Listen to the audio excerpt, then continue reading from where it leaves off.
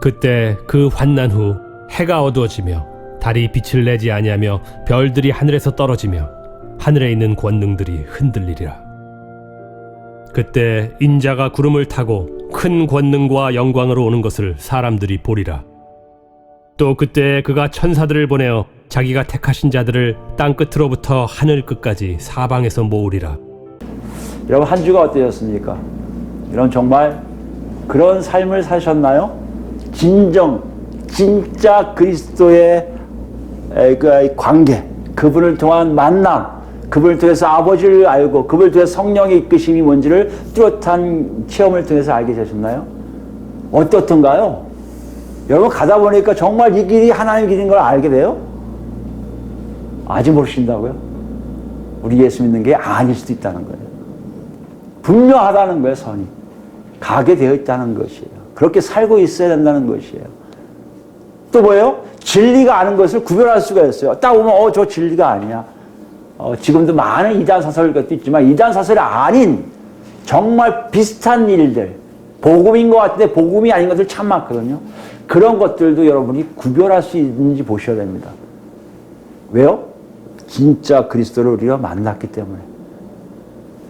더 나아가 뭐요? 우리 삶 속에 내가 예수를 통해서 하나님이 나타나고 있는지를 확인하셔야 된다는 것이에요. 점점 예수 믿는 것은 간단해요. 왜요? 내 삶에 그것이 있는지 없는지를 확인하는 거니까. 마가는 우리에게 이렇게 얘기해요. 예수 그리스도를 통해서 하나님을 만난 사람들이 성령에 이끌려서 예수 그리스도가 누군지를 정확하게 알고 진리에 벗어난 것이 뭔지를 정확하게 구별할 수 있고, 또 뭐요? 진리의 삶이 뭔지를 온전히 알고 살아가는 사람들. 그 사람이 누구다? 그리스도인이라는 거예요. 여러분과 제가 그렇게 살고 있어야 하는 건 당연해요. 왜요? 그래야 뭐가 있다는 거예요? 우리 앞에 하나님의 영원한 나라가 들어갈 수 있는 길이 있다는 것이에요. 여러분, 그 길을 지금 가고 있다는 것이에요. 그걸 확인하라고 분명하게 말씀하고 계십니다. 여러분, 이 내용이 성경에 있어서 글로 되어 있지만 실질적으로 이것이 체험 언어로 오는 것이 뭐다? 예수 믿는 거예요. 실제 언어로 우리가 체험하고 사는 것이 뭐다? 교회 공동체라는 것이에요. 내가 교회의 일부인지 교회의 지체인지 알 수 있는 게 뭐다? 그런 삶을 살고 있어야 된다는 것이에요. 머리가 아니에요. 삶 전인격적으로 살고 있어야 됨을 얘기하고 있다는 것이에요. 점점 우리에게 숙제가 많아요. 숙제가 많습니다. 근데 그 숙제를 하나둘 해결하라고 성령님 계신 것을 반드시 기억하시기 바랍니다. 오늘 돌아갑니다.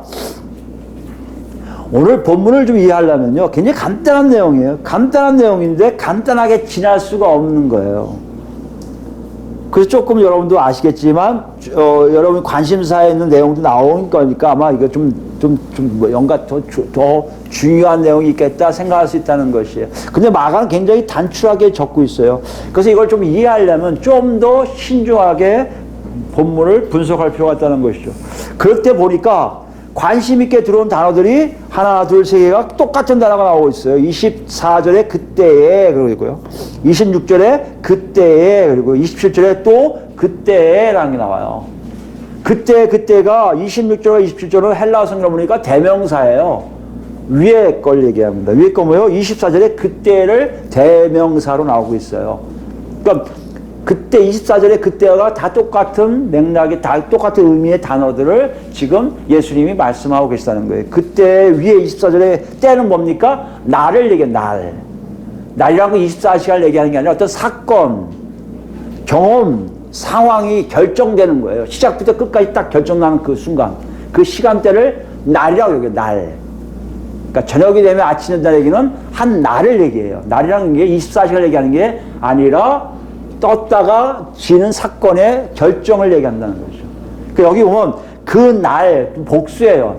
그때가 정확하게 하면 그 날들에 이거예요. 이거 어디에 나옵니까? 19절에 그날들이와 같은 단어입니다. 보니까 오늘 예수님이 말씀하신 내용도 언제 해당하는 거예요? 마지막 때, 종말 시기에 일어난 일인 것을 밝히고 계시다는 얘기예요. 그러면 종말 시기에 쭉 전개되는 일들이라고 할 수 있는데 뭔가 좀 차이가 있음을 보여주는 게 24절 내용이에요. 그때를 설명하는 게 언제라고요? 그 환난 후에예요. 오늘 본문은 쭉 전개된 내용에서 지난 시간까지 했던 환난들, 창세 이후에 이렇게 어려운 환난이 없었고요. 정말 육체가 다 죽을 수도 있는데 하나님이 감해해 주심으로 겨우 건널 수 있는 환난이고요. 또 뭐예요? 많은 사람들을 미혹하는데 특히 예수 믿는 사람들 감당하지 못한 미혹이 오는 그런 환난. 그 환난이 끝난 후에 일어날 사건들을 얘기하고 계세요. 어떻게 보면 환난의 시기가 종말의 시작이 우리가 예수 그리스도 통해서 고난이 계속해서 이어지고 있다는 거고 말씀드렸잖아요.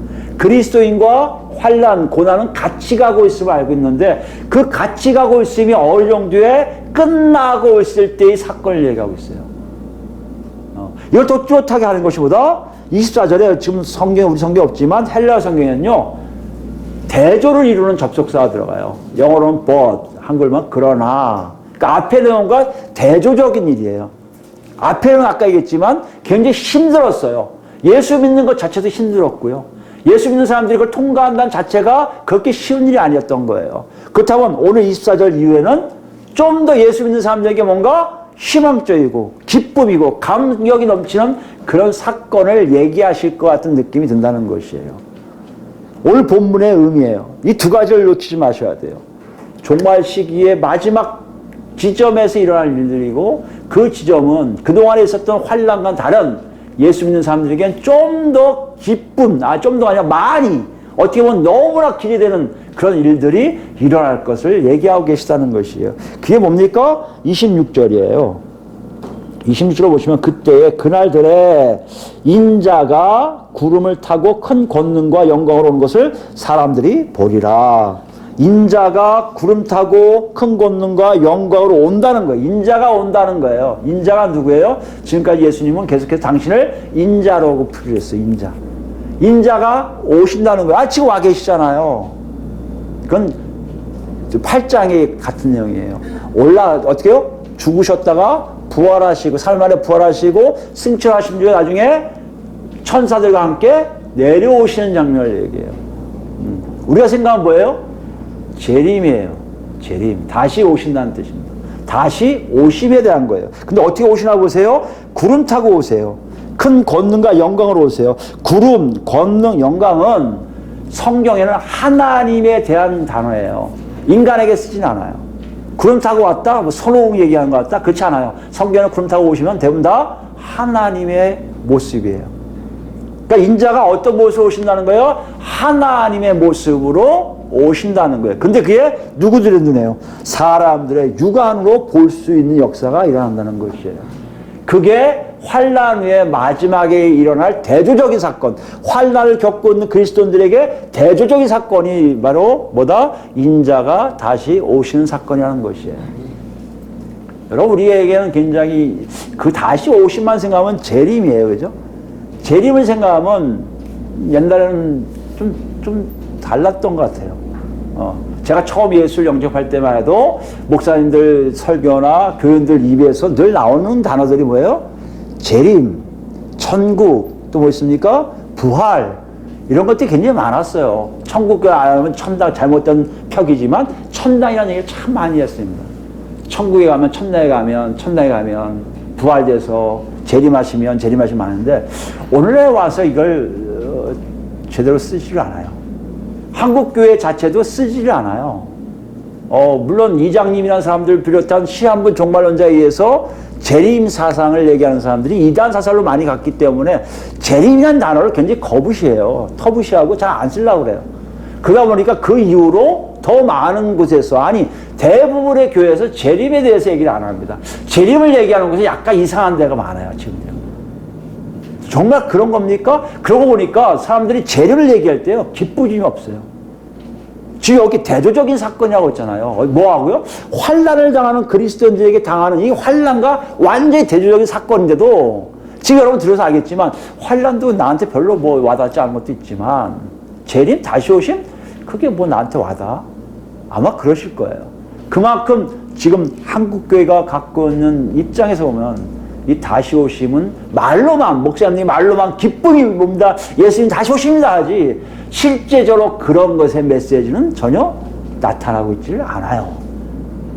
여러분도 아시겠지만 교회가 점점 이런 나라가 사라진 이유가 뭡니까? 이 땅을 얘기를 많이 해서 그래요. 메시지가, 강단의 메시지가 대부분 다 이 땅 것들이에요. 이 땅에서 어떻게 잘 자고, 어떻게 잘 먹고, 어떻게 좋은 데 올라가고, 어떻게 하면 높은 위치에, 남들을 부리는 자리에서, 남들을 이끄는 자리에서 있는 사람들이 추앙받고, 그것이 마치 예수 믿는 것처럼 포장을 해버리는 그런 것이 한국교회 전반적으로 있기 때문에 재림, 부활, 천국 이런 거는 전혀 중요하지가 않아요. 또 더 나가서는 그럼 어차피 미래에 일어날 일이야, 우리한테는 전혀 해당이 안 되니까 그냥 죽으면 구원받으면 되는 거고 다 가는 건데 뭐 걱정 없어, 이런 생각도 더 많이 있는 것 같아요. 그러다 보니까 사람들이요, 재림 얘기하면 그렇게 기쁘지가 않아요. 예수 오신대, 오시라고 그러지 뭐. 오늘 잘 보세요. 예수님이 이 사건을 얘기하실 때 환난을 통과한 그리스도인들에게 누리는 놀라운 것을 대조적으로 얘기하고 있다는 거예요. 근데 의외예요. 우리한테는 참 이게 좀 길었으면 좋았을 거예요. 제 생각에는 차라리 24절, 27절이 아니라 24절에서 다음 장까지, 한 장까지 한 뭐 30절, 40절까지 쫙 있었으면 좋겠어요. 근데 안 했단 말이에요. 마치 재림이 전혀 중요하지 않은 것처럼. 그러나 그런 것은 아니란 거예요. 이미 이들에게는요, 제 아들에게는요, 그 당시 유대인들에게는요, 요 인자가 오셨다는 단어 하나만 던져놔도 뭔지를 안다는 거예요. 오늘날 우리 같이 뭔지를 모르는 건 좀 반대란 얘기예요. 예수 다시 오십니다. 우리는 예수 다시 오신데 그게 어떤 거야? 알았어. 가자. 우리 목사님이 옛날에 얘기하신 것 같은데, 우리 원로 목사님이 얘기하신 것 같은데, 우리 할아버지 얘기한 것 같은데, 이걸 끝나고 있는 분위기에서 이렇게 간단히 나오니까 정말 재림이 중요하지 않은 것처럼 보일지 모르지만, 이 당시 사람들, 제 아들과 그 당시 유대인들에게는요, 인자가 오셨다는 자체가 뭔지를 그들은 분명하게 알기 때문에 예수님의 이 한 말씀으로 무슨 얘기를 얘기하신지를 다 더 깊게 이해할 수 있다는 것이에요. 이것이 오늘날 우리가 갖고 있는 단점이에요. 그들과 동등하지 않다는 것. 다음에 나온 28절부터 30절까지 길게 나오는, 더 오히려 예수님이 이것만 얘기하고 계시단 말이에요. 근데 우리는요, 이거 얘기하기 전에요, 재림이 왜 중요한지를 모르니까 이렇게 되는 거, 알았어. 재림 알았어. 근데 왜 재림 때문에 깨어 있어야 돼? 왜 재림 때문에 우리가 안 자고 있어야 돼? 모르는 거예요. 여러분, 저는 이걸 준비하면서 그게 굉장히 좀 애통했어요. 아까도 했지만, 이렇게 4절로, 4절로 끝나는 게 아니라 그냥 길게 좀 예수님이 설명해 주셨으면 한국교회가 정말 제대로 섰을 텐데 하는 생각이 들 때가 많아요. 그런 의미로 오늘 좀 자세하게 살펴보자고요. 오늘 얘기에 인자가 다시 오심, 예수님의 재림이 어떤 의미가 있는지를 한번 생각해 보자는 거예요.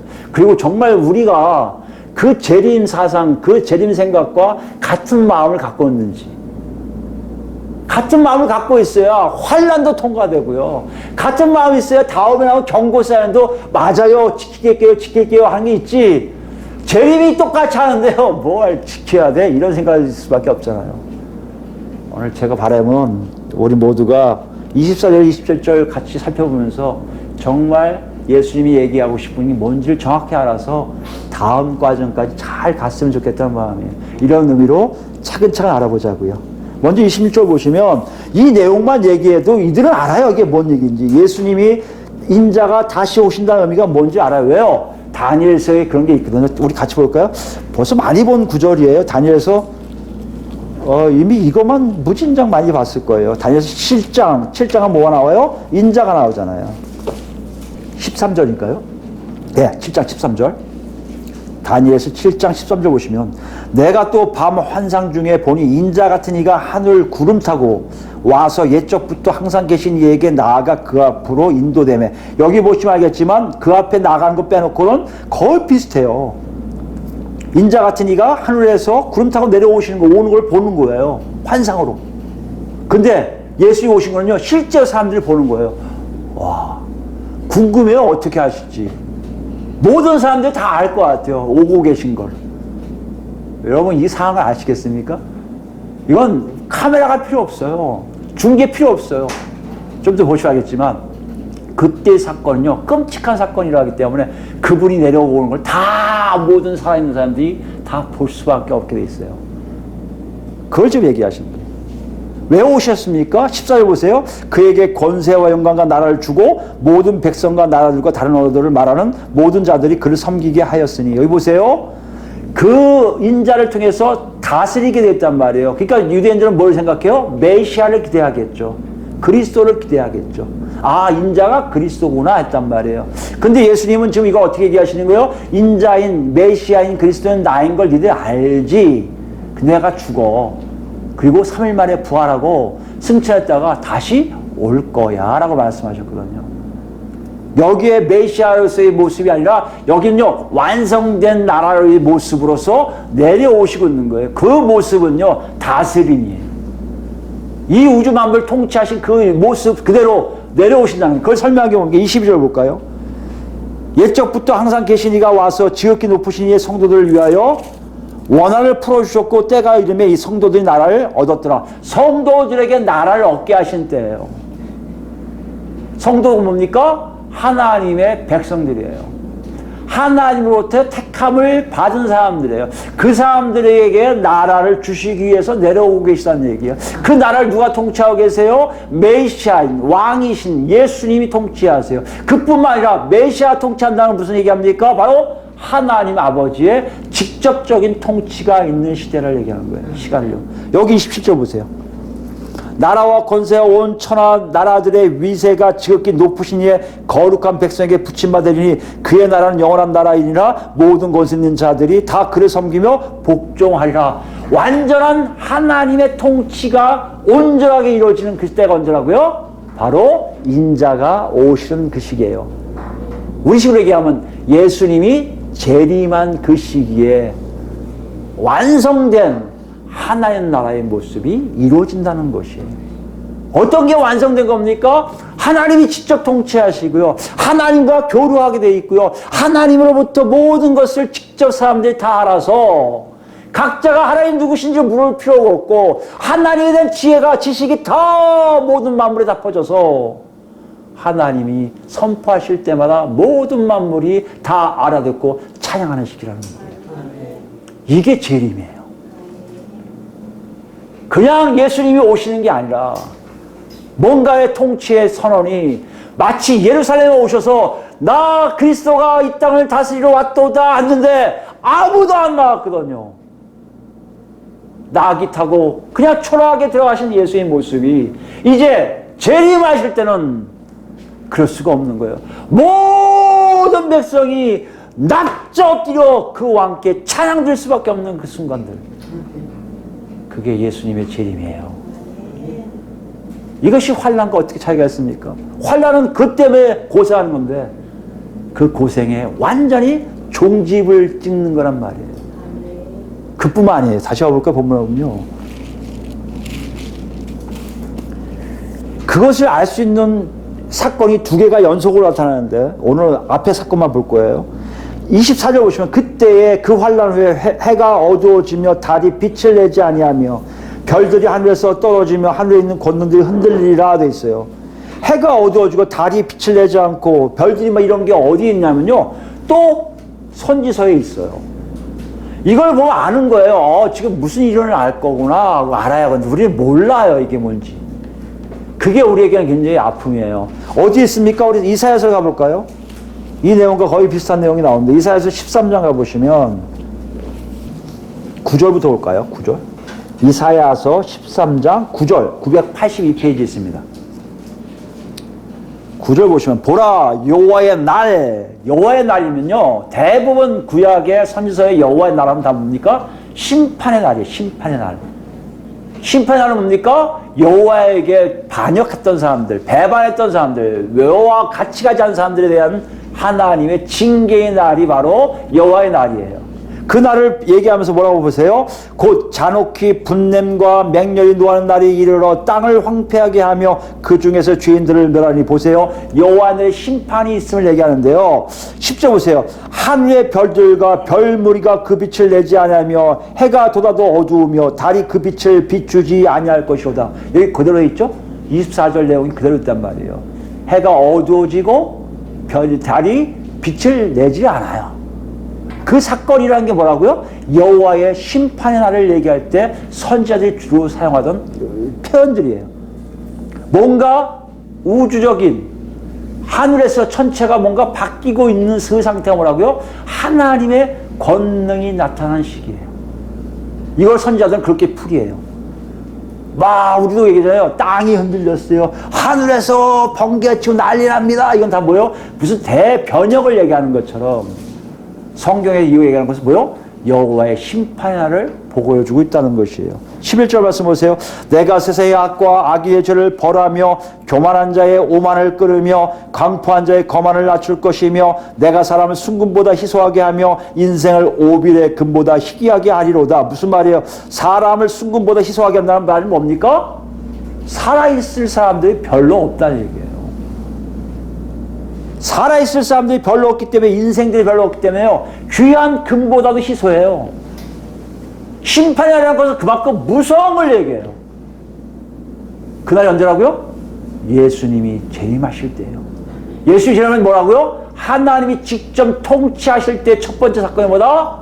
사람들에게 심판이 내려진다는 것이에요. 심판도 어떤 심판입니까? 벌을 내리시는 역사가 일어나게 되는데 그것을 표현하기 위한 것이 해가 어두워지고 달이 빛을 내지 않는다는 것이에요.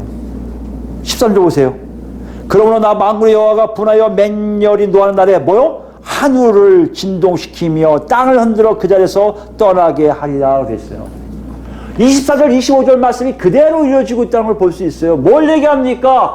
예수님이 재림하실 때는요, 환난 속에 있는 그리스도인에게 기쁨과 감격의 순간일지 모르지만 하나님을 멀리했던 모든 사람들에게 뭐요? 벌 받는 날이 된다는 얘기예요.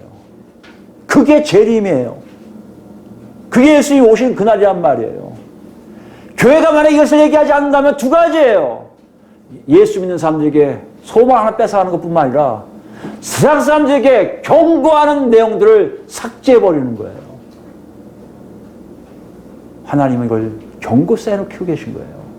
예수가 언제 올지 모르지만 오게 되면 너희들은 반드시 심판을 받게 되었다는 거예요. 이 요한계시록 보면 더 자세하게 기록되어 있는데 요한계시록 19장 가볼까요?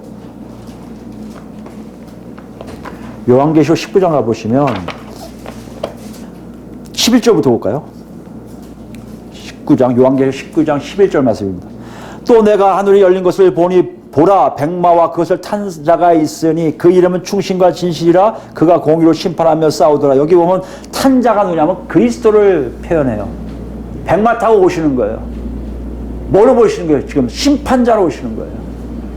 백마 타고 오셔서 어떤 일을 하시고 보세요. 그 눈은 불꽃 같고 그 머리에는 많은 관들이 있고 또 이름 쓴 것 하나가 있으니 자기밖에 아는 자가 없고 또 그가 피 뿌리는 옷을 입었는데 그 이름을 하나님의 말씀이라 칭하더라.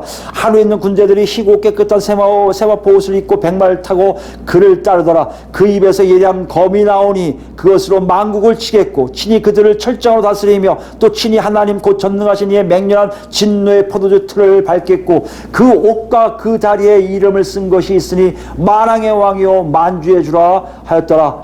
또 내가 보니 한 천사가 태양 안에서 공중에 나는 모든 새를 향하여 말합니다. 이리 와서 큰 잔치에 동행하라. 왜? 18절 보니까 왕들의 살, 장군들의 살, 장사들의 살, 말들과 그들을 탄 자들의 살과 자연들이나 종들이나 작은 자나 큰 자나 모든 자의 살을 먹으리라 하더라. 보세요. 무수히 많은 사람들이 죽게 됐다는 얘기예요.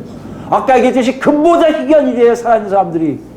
그 심판의 역사하심이 바로 재림의 그 시기에 온전히 예수 그리스도를 통한 천사들이 내려와서의 심판 역사가 이 땅에 전체적으로 일어나기 시작할 거란 얘기예요.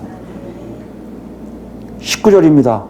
또 내가 보매 그 짐승과 땅의 임금들과 그들의 군대들이 모여 그 말 탄 자들과 그의 군대와 더불어 전쟁을 일으키다가 짐승이 잡히고 그 앞에서 표적을 행하던 거짓 선자도 함께 잡혔으니 이는 짐승의 표를 받고 그의 우상에 경배하던 자들을 표적으로 미혹하던 자라. 아까 얘기했죠. 환난 중에 그리스도인들 표적 미혹했던 사람 다 심판을 받게 되어 있다는 것이에요. 이 둘이 산채로 유황불 붙는 못에 던져지고요. 그 나머지 말탄 자의 입으로부터 나오는 검의 죽음에 모든 새가 그들의 살로 배불리더라. 무슨 말씀하시는 거예요? 심판의 아주 무서움, 처참함, 굉장히 광범위함. 이것이 예수님의 재림의 시기에 이뤄질 사건이라고 얘기하고 있다는 것이에요. 그러니 지금 환난을 겪고 있는 예수를 믿던 그리스도인들이 그 상황을 보면요, 찬양이 나오죠. 무서울 거예요. 공포스러울 거예요. 내 주변에 많은 사람들이 죽을 거예요. 나를 핍박하는 사람이 죽을 거예요. 그들에게 피토함이 있을 거예요. 그들에게 피해 역사, 모든 것들이 막 새들어와서 잡아먹는 역사, 이런 일들이 끔찍할 수 있지만 내가 하나님에 의해서 살아나는구나 하는 감격의 기쁨이 그들 안에 서서히 나오게 돼 있다는 것이에요. 야, 정말 환난을 잘 겪었구나. 정말 미혹 안 당한 게 다행이구나. 정말 예수 쫓아오길 잘했네. 그 순간이 바로 예수님의 재림의 시기라는 것이에요. 이렇게 얘기하면 많은 사람들이 그렇게 얘기해요. 아이, 그 미래 사건이잖아요. 그거 우리한테 지금 안 일어나잖아요. 나를 박해한 사람 죽습니까? 안 죽잖아요. 나를 막 환난 속에 있는 사람 안 죽잖아요. 근데 뭐 그때 되면 그때 알아보겠지만 아예 관심 없어요. 이런 분도 있을 거예요. 근데 이 사건들이 어떤 일이냐면요, 미래 사건이지만 매우 현실적으로 우리 앞에 탁탁탁 뭔가를 보여주고 있다는 것이에요. 이것을 지금 우리가 정확하게 알아야 돼요. 이것을 알지 못하면 우리 삶 속에 정말 하나님의 역사가 무엇인지를 알지 못하고 우왕좌왕하다가 우리도 여기에 죽음에 껴있는 심판의 대열에 낄 수가 있다는 것이에요. 그렇게 해서 잘 봐야 돼요. 다시 한번 본문으로 볼까요? 그런 미래 역사를 예언하셨거든요. 예언하시는 거거든요. 그 역사가 분명히 그들에게 다 있는 거예요. 아는 거예요. 나중에 사도들은 성령을 통해서 그걸 더 뚜렷하게 알게 된 게 아까 요한계시로 나오는 그런 내용들이란 말이에요. 아, 그때 되면 더 무서운 일이 일어나는구나 더 알게 된 거예요. 근데 뭐가 또 있냐면요, 이걸 또 우리에게 얘기하고 싶은 얘기가 있단 말이에요. 이걸 보면서 뭔가 우리에게 객관적으로 선지서에 몰라도 이것이 어떤 내용인지를 대강 알 수 있는 게 있는데요. 그때 환란이 나오고 이거 뭐 흔들리고 권능이 흔들리고 이 얘기를 고대 문헌에도 보면 나와 있어요. 이런 비슷한 표현이 나와요. 언제 이런 일을 하냐면요, 현 세상의 질서가 마지막일 때, 자기들이 살고 있는 이 세상의 질서가 끝나는 시기에 이런 일을 한다고 고대 문헌에 철학자들, 현인들이 쓰고 있어요. 아니면 그들도 약간 환생설 같은 게 있거든요. 바뀐다고 생각해요. 그래서 헬라 철학자들 중에도 천년을 중시하는 게 바로 있어요. 왜 성경에 천년 하는지 아십니까? 천년이 바로 그 기준이에요. 천년 세월 지나면 바뀐다는 거예요. 그러니까 큰 우주의 대변혁이 일어날 때는 언제나 자기들이 살고 있는 현재의 세상의 질서가 끝나든지 다음 세상으로 넘어가는 그 단계가 이런 일을 한다는 것이에요. 뭘 얘기합니까? 예수님은 그들에게 더 보여주는 거예요. 마가의 독자들에게 더 하나 보여주는 거예요. 뭐요? 아, 끝이구나. 세상의 끝이 오는구나. 심판으로 끝나는 게 아니라 완전히 셧다운 하시는구나. 그걸 누가요? 베드로 사도가 이렇게 표현하고 있습니다. 베드로후서를 가볼까요? 베드로후서 3장입니다. 7절부터 볼까요? 7절? 사람들이 이렇게 얘기하는 거죠. 왜 지금 하늘과 땅이 동일한데 무슨 말씀이에요? 무슨 심판이 있어? 이거에 대해서 이제 베드로 사도가 얘기하는 거예요. 이제 하늘과 땅은 그 동일한 말씀으로 불사르기 위하여 보호하신 바 되어 경건하지 아니한 사람들의 심판과 멸망의 날까지 보존하여 두신 것이라. 지금 하늘과 땅이 있는 이유가 뭐라고요? 멸망까지 그냥 가는 거예요. 여기 잘 이해하셔야 돼요. 지금 베드로 사도 눈에는 지금 뭘로 보이는 거예요? 이 하늘과 땅이 없어질 거로 보인다는 거예요. 끝날 것으로 보인다는 거예요. 8절 9절 여러분 다시금 넘어갑니다. 10절입니다. 그러나 주의 날이 도둑같이 오리니 그날은 하늘이 큰 소리로 떠나가요. 하늘이 없어져요. 물질이 뜨거운 물에 풀어져요. 물질 자체가 체질이 풀어진다는데 여기는 물질이 뜨거운 게 풀어진다고 해요. 근데 체질이 뭐라는 건 일반적인 기본적인 구조가 다 없어지는 거예요. 이런 냉장고 이런 모습들이 다 사라져요. 모양들 갖고 있는 여러분의 모습들 다 사라져요. 마지막 때 예수님 오실 때 바로 그 모습이에요. 하늘과 땅이 없어진다는 의미가 정말 그런 일을 하는 거예요. 해가 어두워지고요. 달이 빛을 내지 않고요. 별들이 떨어지고요. 위에서 막 흔들려요. 별이란 얘기는요. 과거 얘기하면 뭘 고대 사람들 어떻게 생각하냐면요. 별이 인간들의 인생사를 좌우한다고 생각해요. 그래서 뭐죠? 그걸 뭐라고 그래요? 그걸 뭐라 그러죠? 점치는 거를 점성술이라고 하잖아요. 별 보고 인간의 생사를 가지고 인간의 화복에 대해서 얘기하잖아요. 그만큼 별을 아주 그렇게 귀한 거라고 얘기하는데 그 자체를 흔드신다는 얘기는 그 존재 자체, 그 흐름, 그 권력, 그 모든 것을 다 하나님이 없애신다는 거거든요. 여기 보면 그걸 알 수 있어요. 모든 것들이 다 풀어져요. 그 중에 있는 모든 일이 다 드러나요. 그리고요. 이 모든 것이 어떻게 이렇게 풀어지리니 너희가 어떤 사람이 되어야 마땅하냐 거룩한 행실과 공의하고 이건 나중에 얘기할 거고요. 13절에요. 우리는 그 약속대로 의가 있는 곳인 새 하늘과 새 땅을 바라보다가 베드로 사도도 그 같은 말 하는 거예요. 지금 있는 하늘과 땅은 다 없어지고요. 뭐가 생기기 때문에요. 새 하늘과 새 땅이 나타난다는 것이에요. 예수님이 오늘 말씀에 이게 있단 말이에요. 심판도 있지만 그보다 심판 이상이 더 중요한 것은 지금 갖고 있는 모든 현 질서가 다 없어지고 새로운 질서가 새롭게 세워질 것을 얘기하고 있다는 얘기예요. 이게 언제라고요? 예수님이 다시 오실 그때란 말이에요. 이거에 대해서 우리가 어떻게 민감해야 돼요? 그럼 우리가 어떻게 적용을 해야지? 이 적용에 대한 문제가 있을 거 아니에요. 아니 그 미래 사건 내가 어떻게 할 줄 알아? 너 천지개벽이라든지 뭐 다 없어지는지 난 몰라. 지금 잘 먹고 잘 살다가 예수 믿고 그냥 천국만 가면 돼. 이렇게 생각하는 사람 있잖아요. 근데 아니란 말이에요. 이 메시지는 매우 중요해요. 왜요? 창세기를 가볼까요? 그 메시지가 주는 의미가 뭔지 우리가 다시 한번 보겠습니다. 창세기 1장 14절 앞에서 말씀 보시면 오늘 본문과 관련된 일들이 나와요. 지구를 만드시고 우주 만물을 다 이렇게 만드시는 창조 사역 중에 나오는 작업 중에 보시면 하지만 하나님이 이르시되 14절입니다. 하늘의 궁창이라는 것은 이 당시 사람들은요 우리처럼 이게 뭐죠? 이걸 뭐라고 그래? 지동설이라고 하나요? 지동설이죠. 지구가 움직이는 거 이런 우주의 모습이 없어요. 그냥 평면이에요. 평면. 땅이 평면이고요. 궁창은 뭔지 아십니까? 하나님이 막을 이렇게 만들어 오신 거예요. 막을 만들어 오셔서 땅 위와 땅 아래에서 해서 하늘로 칭하고 이걸 땅으로 칭한 거예요. 궁창을 중심으로. 그래서 궁창에서 뭘 만들어요? 별을 하나씩 걸어 놓으신 거예요. 이렇게. 그 막에다가 창조주 하나님이 별 하나씩 들고 광명체들을 막 달아놓은 거예요. 장식한 장식. 여러분 이해되시겠죠? 장식하는 거예요. 유니버설의 개념이에요. 유니버설한 개념이 바로 장식하고 구성하고 있는 뜻이거든요.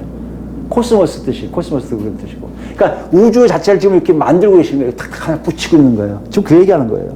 광명체들이 있어 낮과 밤을 나누고 그것들로 징조와 계절과 날과 해를 이루게 했다는 거잖아요. 광명체들이 별들을 다 포함한 반짝반짝 빛나는 것들 얘기해요. 그걸 통해서 이걸 다 관리하게끔 하셨단 말이에요. 15절 보세요. 광명체들이 하늘에 궁창이 있어 땅을 비추라 하시니 그대로 되니라. 그대로 됐어요. 하나님이 두 큰 광체를 만들었는데 광명체를 만들었는데 큰 걸 뭐요? 낮을 주관하게 해서 이게 뭐요? 해예요.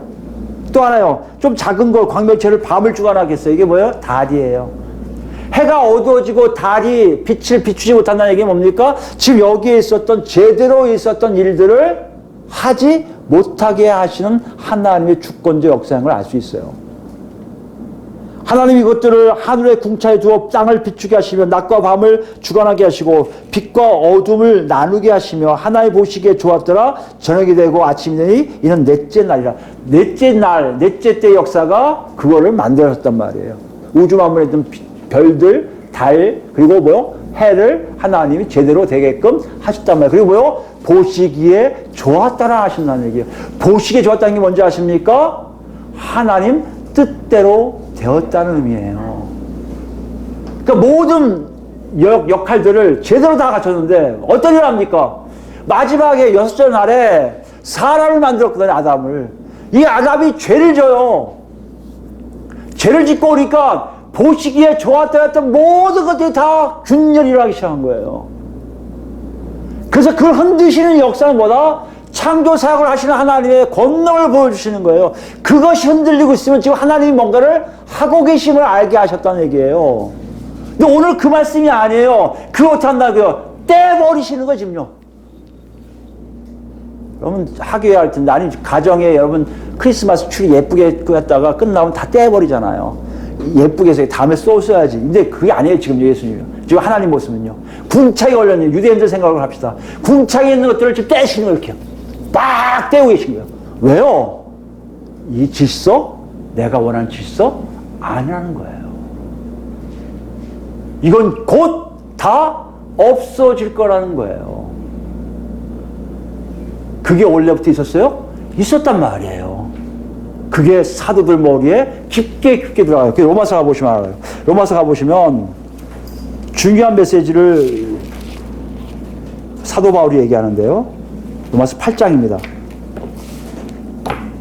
여러분도 많이 읽으신 내용일 거예요. 8장 18절부터 볼까요? 로마서 8장 18절부터예요. 제가 읽습니다. 생각하건대 현재의 고난은 장차 우리에게 나타날 영광과 비교할 수 없도다. 피조물이 고대하는 많은, 피조물이 뭡니까? 우주에 있는 다 있는 만물들 얘기예요. 고대할 만한 하나님의 아들들이 나타나는 것이니, 하나님의 아들들이 나타나는 게 뭡니까? 하나님의 아들들이 나타나는 것은 예수 그리스도를 통해서 부르심을 받은 사람들이 빨리 나타나야 어떻게 한다고요? 종말이 오기 때문에, 종말이. 끝이 오기 때문에 그래요. 피조물들이 그걸 고대하고 있다는 것이에요. 왜 보세요? 이쪽 보세요. 피조물이 허무한데 굴복하는 것은 자기 뜻이 아니요 오직 굴복하게 하시는 이로 말미암이라. 그 바라는 것은 피조물도 썩어짐의 종로 탄 데서 해방되어 하나님의 자녀들의 영광의 자유에 이르는 것이니라. 피조물이 다 이제까지 함께 탄식하며 함께 고통 겪는 것을 우리가 아느니라. 성령을 통해서 바울 사도가 알게 되는 거예요. 야, 이 우주 만물은 이제 다 죽어야 될 건데, 없어질 건데, 저들이 고통받고 있는 것은 딱 한 가지구나. 하나님의 완성된 나라가 오기만을 기다리고 있구나. 아니, 지금 예수님이 오셔서 예수의 사람들을 다 모으고 있는 그 사람들에게 성령의 역사를 통해서 있을 때 점점 기대가 되는 거예요. 드디어 조금 있으면 우리도 종로세 끝나는구나. 완전히 해방되는구나. 야, 빨리 그날이 왔으면 좋겠다고 생각한다는 얘기예요. 무슨 말씀을 드린 겁니까? 지금 우리가 보고 있는 이 현 세상의 모든 체제가 실제적으로 존재할 수가 없는 건데 강제적으로 하나님이 존재시키고 있다는 것이에요. 왜요? 바로 여러분과 저같이 하나님의 자녀들로 부르심을 받을 사람들 때문에 기다리고 계신 거예요. 그것이 끝나면 이제 하나님 하실 게 뭡니까? 새로운 시설을 다 빼버리는 거예요. 이거 끝났어. 그리고 다 허무시고 새로운 하늘과 새로운 땅을 만드시고 그 택한 사람들 다 그 지호에 집어넣는 작업을 하신단 말이에요. 그게 뭐라고요? 그게 예수님이 오신 재림의 모습이란 말이에요.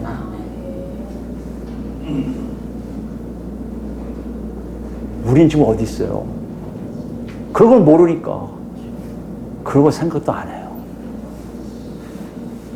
마치 한국교회는요, 이 땅이 너무 좋은 거예요.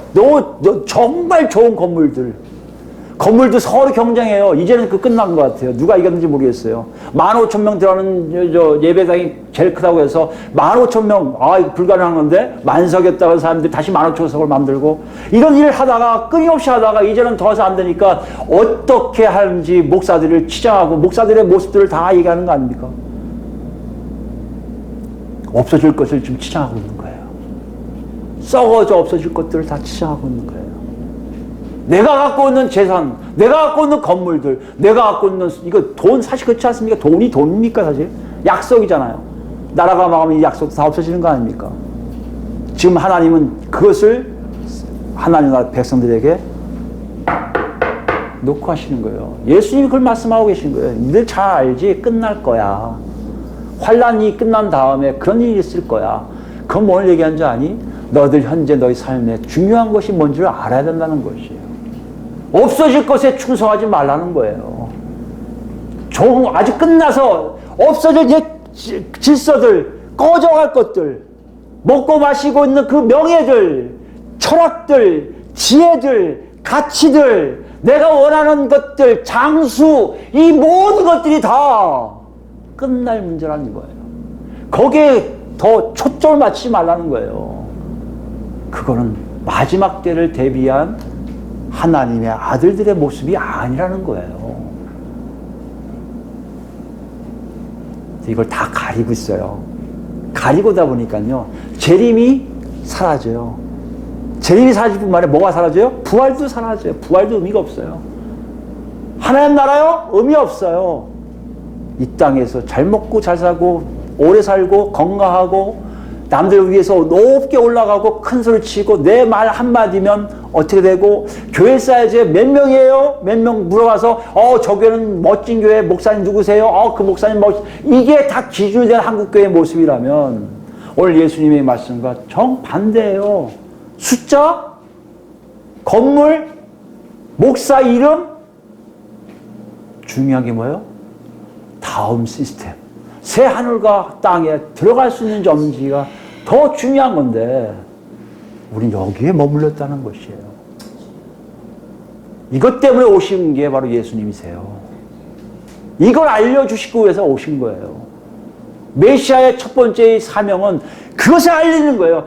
조금 있으면 다 무너져 버릴 것, 조금 있으면 없어질 것에 충성하지 말고 앞으로 하나님 펼치신 놀라운 세계에 너희 모든 걸 다 걸라고 말씀하고 계세요. 요한복음 가볼까요? 요한복음 6장 보시면 오병이어 기적을 일으키세요. 5장에 오병이어 기적을 일으킨다는 건 사실 여러분 대단한 거 아닙니까? 배고픔이 해결되는 거 아니에요. 예수님 근처만 가면 배고픔이 해결돼요. 그럼 여러분 예수님 쫓아가지 않겠습니까? 이 당시에 우리 지금처럼 먹을 것이 풍성한 것도 아니고 뭔가를 해야만 겨우 얻어먹을 수 있는 식량들인데 예수님께만 가면 먹고 자고 사는 건 전혀 문제가 안 될 것 같은 생각이 들어요. 그러니까 예수님 있으면 쫓아다녀요. 공간 복음에는 없어요. 근데 왜 여기는 그런 내용이 나옵니까? 점점 갈수록 사람들이 성령의 역사의 삶이 점점 없어지고 이 땅에 있는 추구사항들이 많으니까 사도 요한을 통해서 하나님 다시 알려주시는 거예요. 그게 아니라는 걸 알려주시는 거예요. 그 요한복음 내용은 더 깊고 더 달라요. 공간보 우리가 보는 것과 6장입니다. 6장 26절 말씀 볼까요? 와서 그런 거예요. 와서 여기 계셨네? 겨우 찾은 거예요, 예수님을. 여기 계신 줄 왜 얘기 안 하시고 있어요? 여기 계신 줄 알아서 벌써 왔지, 우리가. 이렇게 얘기한 거예요. 그랬더니 예수님이 그들의 거에 팍 꽂으세요. 정확하게. 예수께서 대답해 이르시되 내가 진실로 진실로 너에게 이르노니 너희가 나를 찾는 것은 표적을 본 까닭이 아니오. 하나님 메시아의 표적을 본 게 아니라 뭐요? 떡을 먹고 배부른 까닭이에요. 그러면 더 결정적이게 얘기하세요. 썩을 양식을 위하여 일하지 말고 떡 때문에 오지 말고 떡 때문에 노력하지 말고 그건 썩을 양식이야. 여긴 다 있습니다, 여러분. 하나님이 말씀하신 썩을 양식에는요, 여러분 죄송하지만 여러분의 이러한 양식 외에는 다 썩을 양식들이에요. 만나 사건을 보면 알 수 있잖아요. 딱 하루치만 주셨거든요. 근데 사람들이 욕심이 생겨 더 걷어가니까 구더기가 생겨 더러워 썩은 양식인 걸 금사하게 하였어요. 이러한 양식은 여러분과 저에게 필요한 모든 걸 아시는 하나님이 주시는 거예요. 그게 회복이 되셔야 돼요. 그게 회복이 안 되면 우린 욕심을 채울 수밖에 없어요. 내 자식 하나 더 먹이고 싶은 마음이 있고요. 내 자식 더 좋은 학교 보내고 싶은 마음이 있고요. 내 자식 더 좋은 자리에 올라가게 하는 것이 욕심이 생길 수밖에 없어요. 그런데 아니란 말이에요. 없어질 거예요. 올라가면 뭐합니까? 의사 되면 뭐합니까? 판검사는 뭐합니까? 없어져요. 새하늘 새 땅에는 판검사 없고 의사 없어요. 여러분 한번 우리 삶을 보세요. 우리가 뭘 추구하고 살고 있는지, 뭘 목표로 살고 있는지. 금세 나와요. 그 세계인지 지금 이 땅 없어질 땅인지를 알게 돼요. 여기 그러시잖아요. 썩을 양식으로 일하지 말고 영생하도록 있는 양식을 위하여 하라. 이 양식은 인자가 너에게 주리니 인자는 아버지 하나님께서 인치신 자니라.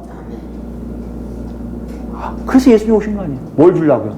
영생하는 양식을 주고자. 그들이 묻되 우리가 어떻게 하여야 하나님 일을 하오리까? 하나님 일을 하는 거예요. 그때 예수님이 뭐라고 하셨어요? 하나님께서 보내신 일을 믿는 것이 하나님 일을 하는 거라. 예수를 믿는 것이 하나님 일이에요. 예수를 믿는 게 영생의 일이에요. 뭐예요? 뭘 우리가 나중에 설명까지 주세요. 내 피를 먹고 내 살을 먹어야 된다.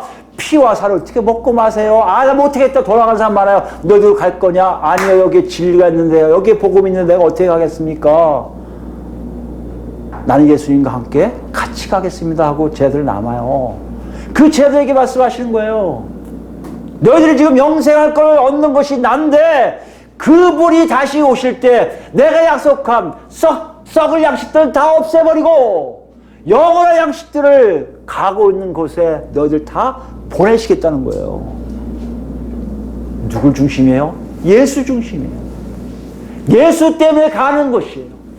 예수 때문에 들어가는 나라예요. 그 나라로 인도하시려고 예수님이 오신 거예요. 그때 여러분 한번 생각해 보세요. 누굴 찾겠어요? 내가 예수 찾아요. 어떻게 해요? 나 잘되게 해달라고 찾는 거 아니에요? 우리 가족 잘되게 해달라고. 나 몸 아프지 않게 해달라고. 나 굶주리지 않게 해달라고 기도하지 않습니까? 한국교회가 지향하는 걸 보세요. 뭘 지향하고 있습니까? 이 땅의 여유, 이 땅의 풍요, 이 땅에서 높아지는 거 아닙니까?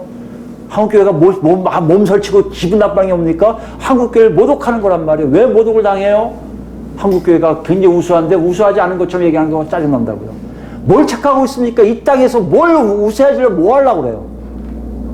이 땅에서 올라가면 뭐 합니까? 이 땅에서 초계장에서 올라가서 내 말대로 다 한다고 하면 그 사람 쫓아가는 거 다 쫓아가면 다 된다. 뭐 때문에 쫓아가는 거예요? 세상의 논리를 펴는 사람들 쫓아가고 그 밑에서 아부하며 금식해가면서 그 사람이 선지라고 얘기하는 그 일들이 왜 일어납니까? 재림이 없어서 그래요. 천국이 없어요. 부활이 없어요. 여기가 좋은 거예요. 여기서 왕국이 되고 싶은 거예요. 예수 없는 왕국을 만들고 싶은 거예요. 그게 한국교 아니겠습니까? 지금도 많은 원로 목사들 난 참 너무 마음이 아픈데요. 정말 한국엔요 어른들이 없어요. 많은 원로 목사님들이 세상을 추구해요. 아무렇지 않게 나와 세상을 얘기해요. 속지 마세요. 우린 여기 있을 때가 아니에요. 여긴 나그네예요. 머무다 갈 거예요. 우리가 추구할 건 예수 그리스도 안의 삶이에요. 예수님이 원하신 삶이에요. 예수 따라가는 삶이에요. 우리 이것이 없는지 있는지를 예수님 놓고 하고 계세요. 그걸 아는 사람들은요, 예수의 재림이 너무나 그리워져요. 너무 기대가 돼요. 그 들어가고 싶어요. 빨리 오시라고 그래요. 재림에 가는 게 뭡니까? 주 예수여 빨리 오시옵소서라는 말이에요. 우리 그런 얘기 안 하잖아요. 저놈 자식 잘 돼갖고 좀 출세하는 거 보고 그때도 오실까 말까. 손자 좀 본 다음에 오세요. 이러지 않아요? 재림이 뭔지 몰라서 그래요. 하나님의 역사가 뭔지 몰라서 그래요. 영생을 얻는 삶이 뭔지 몰라서 그래요. 마지막으로 마태복음을 같이 보겠습니다. 마태복음 이 내용이 그런 내용으로 생각하면요 이해가 확 됩니다. 아 정말 그렇구나. 마태복음 6장이에요. 19절부터 볼까요? 예수님이 이런 말씀하셨는지 이해가 돼요. 너희를 위하여 보물을 땅에 쌓아두지 말라. 거기는 좀과 동록이 해하며 도둑이 구멍을 뚫고 도둑질하느니라.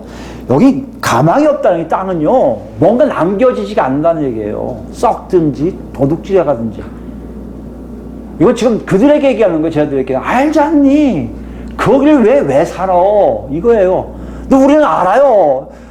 저 뺏긴 다음에 여기서 좀 풍요롭고 살고 싶어요. 안달하지 않고 싶어요. 편하게 안락하게 살고 싶어요. 그냥 밥을 먹어도 푸짐하게 두루어서 먹고 싶고요. 막 먹은 다음에 아무것도 안 하고 편하게 두루어서 있고 싶어요. 알아요. 근데 그 세계는 지금 죄된 시스템이라 악함이라 하나님 보시기에 열매가 전혀 없다고 말씀하시는 거 아니에요.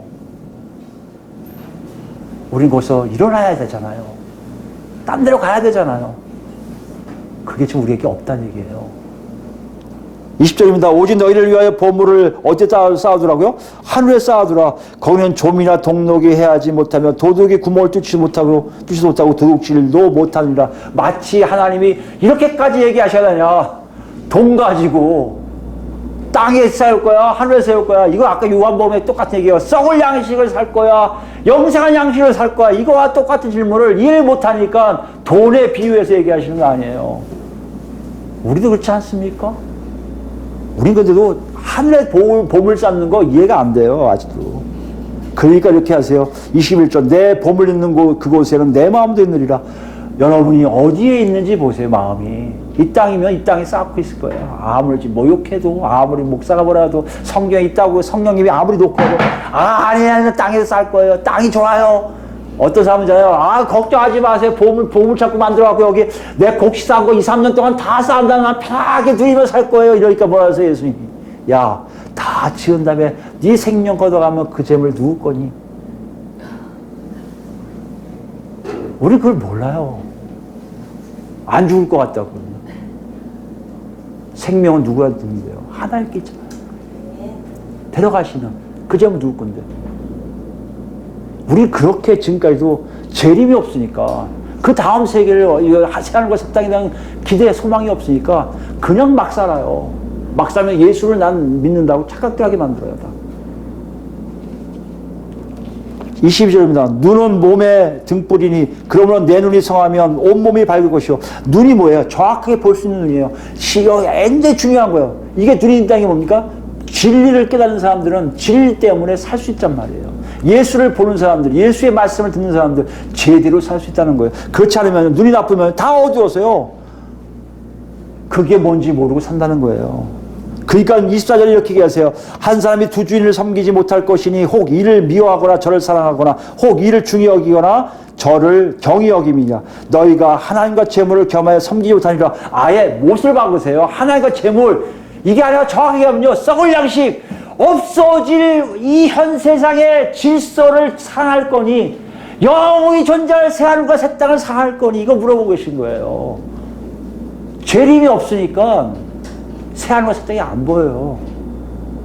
영원히 살 것, 여기 살아봤자 100년도 못 살아요. 저기 가면요, 영원히 살 곳을 얘기하는데도 사람들 듣지 않아요. 왜요? 눈이 어두워서, 귀가 어두워지고, 내가 듣고 싶은 것만 듣고 내가 보고 싶은 것만 보니까. 그때 예수님이 31절 얘기해요. 그러므로 염려하며 이르기를 무엇을 먹을까, 무엇을 마실까, 무엇을 입을까 하지 마라. 이는 다 뭐요? 이방인들 구하는 거래요. 이방인 뭐요? 하나님과 관계없는 사람들. 그러면서 뭐예요? 하나님 있는 사람들, 너희 하늘 아버지께서 이 모든 것이 너에게 있어야 할 줄 아시는 하나님이 주신단 말이에요. 얘는 이 정도 먹으면 돼. 근데 하나님 더 주셨어. 이게 뭐예요, 하나님? 남을 위해 쓰라는 거야. 누굴 봐서 줘. 이게 일원 양식이에요. 하나님 주세요. 거기 플러스가 와요. 나 이거 이게 2개만 필요한데 4개 주셨네? 2개 나눠주라는 얘기예요. 걱정, 고민할 필요도 없어요. 내가 옷이 2벌 왔는데 왜 2벌, 한 벌이면 되는데 한 벌 주라는 얘기예요. 간단한 논리에 간단한 얘기를 우리는 눈 감고 있는 거예요. 하나 이건 내일 여름에 한 번 더 입어야지. 아니요. 그때 여름 되면 하나님 또 주세요. 우린 그렇지 못해요. 근데 왜요? 다음 세상이 없어요. 이 세상이 다예요. 이 사회에 굶주리게 너무 괴로워요. 싫어요. 근데 아니에요. 하나님은 포기하라는 거예요. 버리라는 거예요. 그런데 벌써 3절. 그런즉 너희는 먼저 그 나라와 그 의를 구하라. 그리하면 이 모든 것을 너에게 더하시라. 이 모든 것 더하니까 또 신난다고 하는 게 아니요. 그 나라 의를 구하면 하나님이 알아서 주신다는 거예요. 썩지 않을 영생하는 양식을 위해 살고 예수를 쫓아가면요, 예수님이 알아주세요. 배고픈데 알아, 배부른데 알아, 따라와. 예, 알아요. 그러니까 사도 바울도 고백하잖아요. 일체의 비결을 알았다. 내가 피할 때 처할 줄 알고 부할 때 처할 줄 알고 모든 것이 하나님께서 다 되더라. 우리도 똑같이 지금 만들고 계신 거 아닌가요? 우리가 거부하고 있는 거 아닌가요? 모든 것이 안 된다 착각해요. 하나님 방법대로 안 돼. 어떻게 알아야 살지도 않아도 없어. 하나님 기도해도 안 돼. 어떻게 해요? 하나님 방식대로 아무렇게 안 살면서 달라고 하면 주십니까? 그의 나라 오를 거라는 게 뭐예요? 맡기는 거예요. 완전히 맡기는 거예요. 그때 하나님 알아서 우리를 조정하세요. 우리 본문에 여러분 지금 놓고 말씀을 드리세요. 재림 관심 없으셨습니까? 관심이 왔나요? 왜 왔어요? 새하늘과 새 땅이 보이십니까? 예수님이 보이십니까? 따라가세요. 아직 안 보이신다고요? 아직 재림에 대해서 없다고요? 오늘 놓고서 들으세요. 예수 만나세요. 예수님이 왜 십자가 못 박혀 들어가셨습니까? 이걸 위해 그런 거예요. 여러분 이 속에서 여러분 삶이 바뀔 거예요. 어떻게 바뀔까요? 영생을 하는 길로 가고 있는지 아닌지를 뚜렷이 보는 눈이 생길 거예요. 여러분 이쪽을 택하세요. 영생을 하는 길을 택하세요. 그게 예수의 재림을 준 중요한 우리 현재 삶의 모습이에요. 이걸 통해서 나중에 정말 예수님이 오셨을 때 살아있는 존재로 하나님을 환영하고 나중에 부활돼서 정말 영원히 새하늘과 새 땅에 들어가서 어떻게 할 수 없을 정도로 놀라운 하나님의 은혜를 받으며 그분만을 찬양하고 그분만 대하고 그분만 안에 있는 우리 모두가 되기를 예수 이름으로 축원드립니다. 아멘. 아멘.